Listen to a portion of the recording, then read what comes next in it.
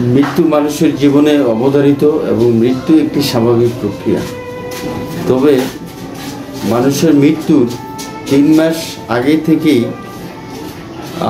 বা কাছাকাছি সময় থেকে কিন্তু মানুষের লক্ষণ থেকে বোঝা যায় যে সে মৃত্যুর দিকে এগিয়ে যাচ্ছে। তো সেটা স্বাভাবিক মৃত্যুর ক্ষেত্রে, অ্যাক্সিডেন্টাল কিংবা অপমৃত্যুর ক্ষেত্রে কিন্তু সেইটা প্রযোজ্য না।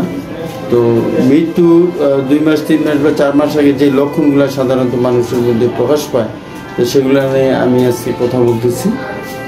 তবে যেই জিনিসটা জরুরি যে সবার ক্ষেত্রে আসলে একই রকম লক্ষণ প্রকাশ নাও পেতে পারে, এটা একটা অ্যাভারেজ ধারণা।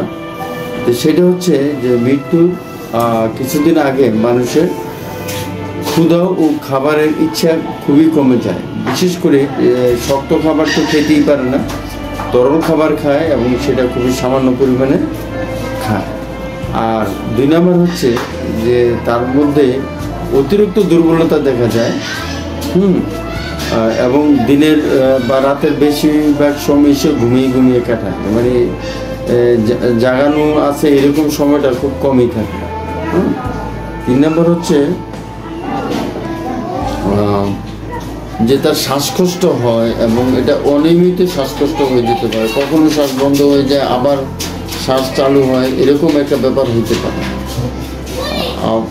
তারপর হচ্ছে 4 নম্বর যেটা হচ্ছে যে বিভ্রান্তি বা ডেলিরিয়া, সে উল্টাপাল্টা কথা বলবে, অপ্রাসঙ্গিক কথা বলবে এবং কখনো দেখা যায় যে সে তার মৃত্যু আত্মীয় স্বজন বন্ধু বান্ধব মৃত্যু ব্যক্তিকে সে বারবার স্বপ্নে দেখে, এরকম কিছু হয় যেটাকে অনেক সময় আমরা হ্যালুসিনেশনও করে থাকি।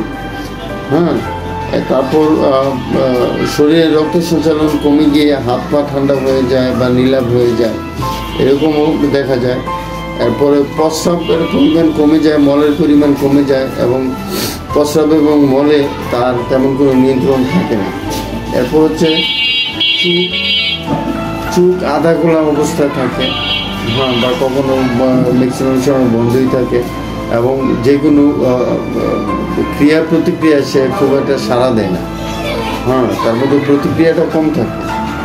তারপর হচ্ছে সে কারোর সাথে কথা বলতে চায় না এবং বিরক্ত হয় কেউ কথা বলতে চাইলে। সে সবসময় নিজেকে একা থাকতেই বেশি পছন্দ করে, এরকম একটা অবস্থা। তো বন্ধুরা, এগুলো হচ্ছে একটা স্বাভাবিক একটা মানে অ্যাভারেজ লক্ষণ। তো মৃত্যুর আগে সাধারণত মানুষের 2-3 মাস আগে এই ধরনের লক্ষণ দেখা দেওয়ার সম্ভাবনা থাকে। তো যদি মানুষ সেটা বুঝতে পারে তাহলে শেষ মুহূর্তে তার সেবা যত্ন বা চিকিৎসাটা সঠিকভাবে করতে সহজ হয়। থ্যাংক ইউ এভরিবডি, সবাই ভালো থাকুন।